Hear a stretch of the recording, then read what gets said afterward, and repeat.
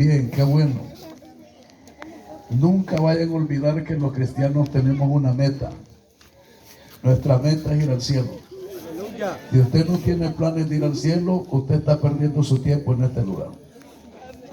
Si usted no quiere ir al cielo, agarre sus maletas, cuento 3 y no lo veo. Zafes de ahorita. No oiga esto. No estorbe la obra del Señor. Siempre pongo esto como ejemplo y ustedes lo saben porque lo han visto. Cuando usted viene de Oriente, usted va entrando al túnel de la pista de la Fuerza Aérea. Ahí hay un rótulo que dice así: aquí se presentan los hombres que aman su patria. A su patria. Nosotros los entrenamos para defenderla. ¿Lo han leído? Sí, amén. Bien, si no, ahí la leen cuando vengan de Oriente. Yo eso lo aplico en el Evangelio en otra línea. A la iglesia se presentan los hombres que aman a Dios. O sea, la gente, pues vaya, hombres y mujeres. Nosotros los entrenamos para que vayan al cielo. O sea, este es nuestro trabajo.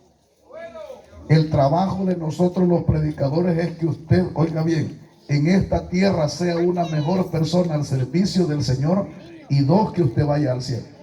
En esos 2 ejes se desarrolla la labor de un cristiano y la labor del predicador para educar a la iglesia. Lo demás de eso es ganancia o es añadidura, pero la línea de un predicador, esto está en la Biblia, capítulo, hermanos, 4, versículo 11 de los Efesios. Dice: y él mismo constituyó a unos apóstoles, profetas, pastores, evangelistas y maestros. El orden de las palabras no altera el total. Oiga, a fin de,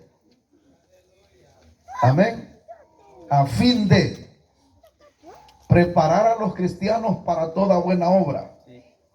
Y luego dice: hasta que todos lleguemos a la medida de la unidad, de la estatura del varón perfecto. Estoy parafraseando. ¿Y quién es el varón perfecto? Es Jesucristo. Amén. ¿Y quién van al cielo? Los que dan la talla de Jesucristo.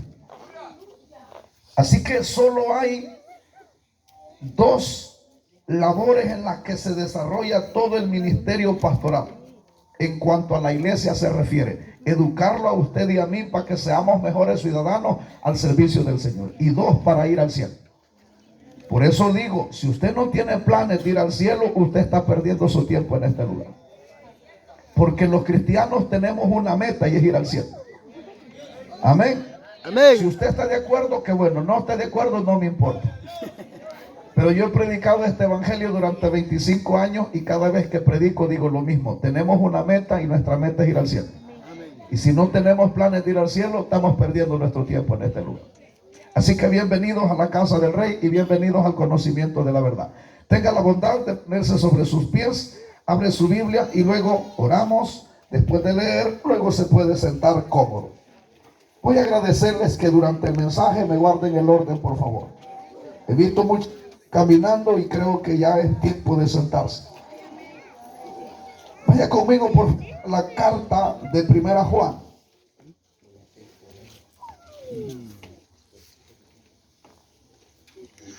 Ya nos gozamos a través de la alabanza y la adoración.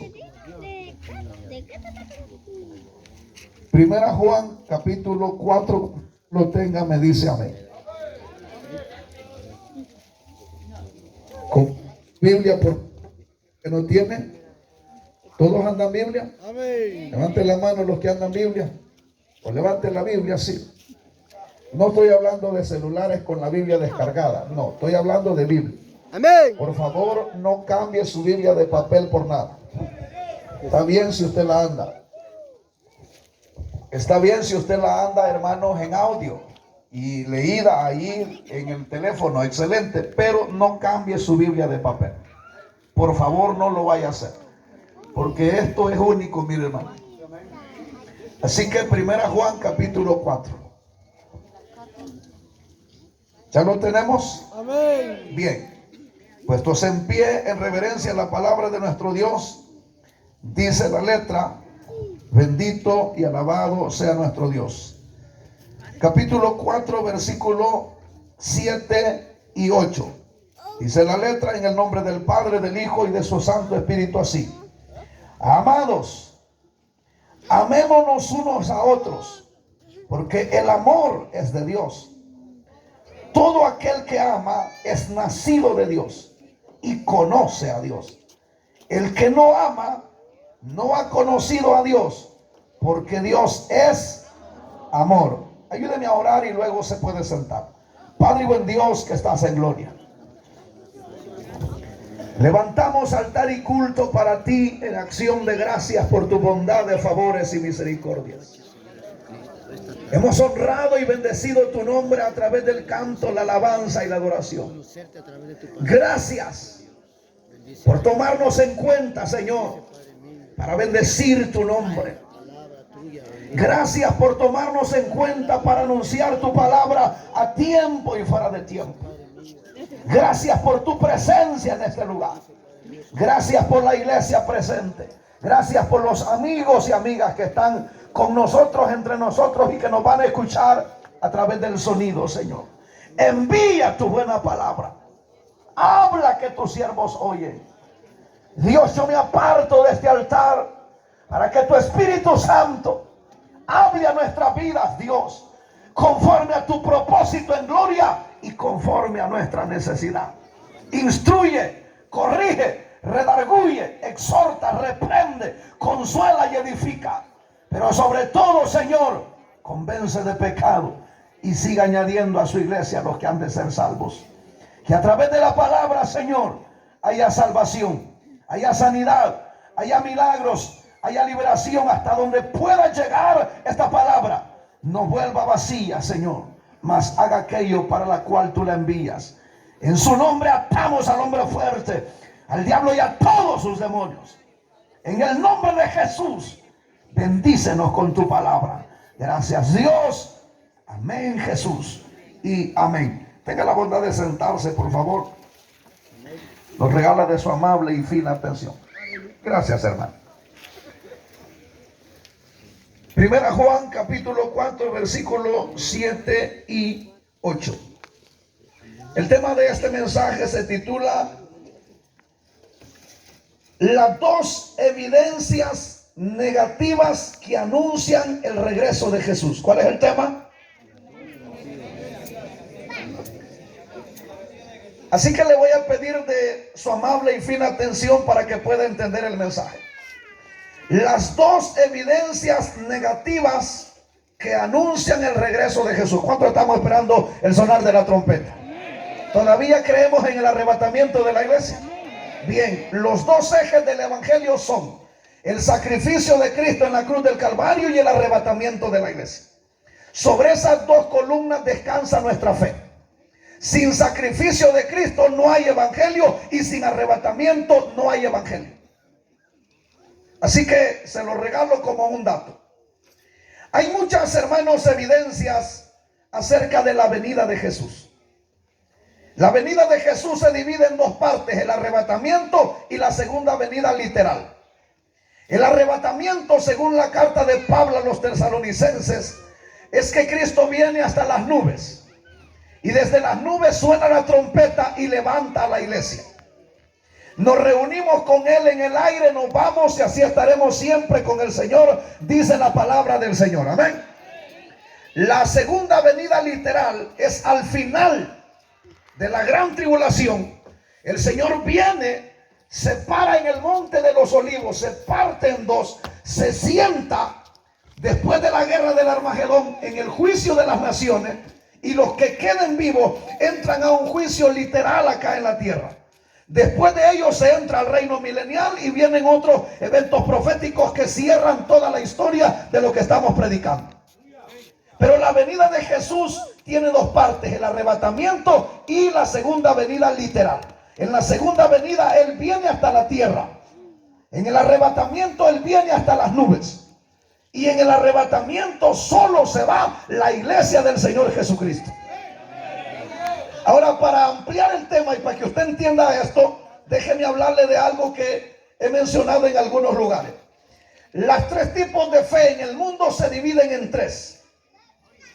Sobre estos tres grupos que voy a mencionar están aglutinadas todas las religiones, las creencias y la fe. Usted va a deducir a cuál pertenece. Si usted se equivoca, se va a condenar. Pero si usted halla la correcta, usted se va a salvar. La primera o el primer grupo de fe sobre la faz de la tierra es la iglesia. La segunda es la religión. La tercera es, hermanos, la secta. Se lo voy a repetir de nuevo. La primera es la iglesia. La segunda es la religión y la tercera es la secta. La palabra iglesia viene de dos palabras griegas. Eklesis o eclesia. Traducido a nuestro lenguaje se titula o significa, vea esto que voy a hacer, por favor. Esto es usted. Esto lo representa usted a título personal. La palabra iglesia, de dos palabras griegas, significa esto, ¿ve? Un movimiento de traslación. Significa sacar fuera o poner aparte. ¿Qué significa la palabra iglesia? Sacar fuera o poner aparte. Por favor, entienda esto. Esto es muy importante. Mucha gente cree que es la iglesia, pero de iglesia no tiene nada, porque todavía practica lo que el mundo hace. Y aunque la Biblia dice que estamos en el mundo, ya no somos del mundo. Una prueba de esa iglesia está en el capítulo 17 del libro de Juan.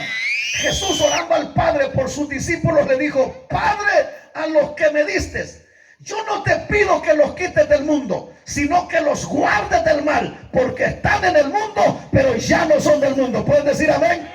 ¿Pueden decir gloria a Dios, la iglesia? Esa es la iglesia, la que está en el mundo, pero ya no es del mundo. Amén. Por esa viene Jesús. Cuando la trompeta suene, esa será levantada o arrebatada. Los demás se quedan acá en la tierra. Bien. La palabra religión viene de un término en latín, que traducido significa religare o ligar al hombre con Dios. Eso significa religión. Así que religión es el método inventado por los hombres para llegar a Dios. Es lo que yo invento para tratar de acercarme a Dios. Eso es religión. Por eso la religión no salva. Porque el método que yo invento para acercarme a Dios no sirve, no funciona. Porque entre Dios y el ser humano hay algo que se llama pecado. Y el pecado separa a los hombres de Dios. Así que ningún esfuerzo mío, ninguna inteligencia mía, ninguna obra mía podrá acercarme a Dios, porque Dios ya tiene su método, y su método, hermanos, es evangelio, y el fundador del evangelio se llama Jesucristo. Así que véanme acá. Religión es lo que yo hago para llegar a Dios. No funciona, porque el pecado me separa. Pero el evangelio es Dios al hombre. Religión es el hombre a Dios. ¿Me explico? Y el evangelio es Dios al hombre. La Biblia dice que Cristo vino a buscar y a salvar lo que se había perdido. Es por eso que no hay salvación fuera de Cristo. Porque el único salvador, el mediador entre Dios y los hombres, se llama Jesucristo, el Hijo de Dios. Y fuera de él no hay quien salve. Amén. Usted puede creer en María, créalo, pero usted no va a ser salvo. Puede creer en José, déle, crea en Chepe, pero usted no va a ser salvo. Puede creer en el Papa, en la mamá y en su abuela, y usted no será salvo, porque el único que salva se llama Jesucristo, el Hijo de Dios. Bendito y alabado sea el Rey. Aleluya, su nombre. Todo lo que respira. Bien. Y luego está la secta. La secta es un grupo que más que religión, la religión se basa en la tradición, se basa en la idolatría y en la ignorancia. Pero la secta es una influencia satánica, es una creencia basada en influencias satánicas. Ahora te explico las diferencias entre estas tres. La iglesia tiene como doctrinas tres generales a nivel mundial. Tres doctrinas generales. Si usted y yo creemos en lo que voy a mencionar, somos hermanos. Y si no, no llegamos ni a primos. Amén. Amén. Bien, número uno. La iglesia cree que Dios Padre, Hijo y Espíritu Santo es un solo Dios. Amén. Segundo, la iglesia cree que el único que salva se llama Jesús. Amén. Tercero, La iglesia cree que la única regla de fe, conducta y doctrina es la Biblia, la palabra de Dios. Denle un buen aplauso al Señor. Si creemos en estas tres, no importa tu rótulo, somos hermanos. Amén. Ahora bien, la iglesia no le quita a la Biblia ni le añade. Porque la misma Biblia dice que el que le quite, Dios va a quitar su nombre del libro de la vida. Es decir, que puede ser salvo, pero si le quita, Dios va a borrar su nombre. También dice que el que le añada, Dios va a añadir las plagas del Apocalipsis. Quiere decir que esa persona no tiene derecho al arrebatamiento de la iglesia. Se queda la gran tribulación y al final le toca chicharrón. No sé si usted entiende. Por quitarle hay condenación y por añadirle. Ahora le menciono la diferencia entre la religión y la iglesia. Número uno, la religión no solo cree en Dios Padre, Hijo y Espíritu Santo, sino que añade a los santos, entre ellos María, José, los apóstoles y los santos. Eso se llama añadidura. Número dos, la religión a la Biblia le añade. Y ustedes saben bien, ¿cuántos conocen la Biblia? ¿Están seguros que conocen la Biblia? ¿Seguros? Ya van dudando. Aquí, ¿conocen la Biblia de este lado? Bien, mejor levántenme la mano para estar seguro. Gracias, bajen los 5 que la levantaron. ¿Conocen la Biblia? Le puedo asegurar, sin temor a equivocarme y a ofenderlos, bueno, de ofenderlos sí creo, que conocen más el teléfono que andan que la Biblia. Vaya. Te voy a Aleluya. regalar un dato que no te va a ayudar en nada, no te salva ni te condena, pero te va a dar una idea, te va a despertar el interés.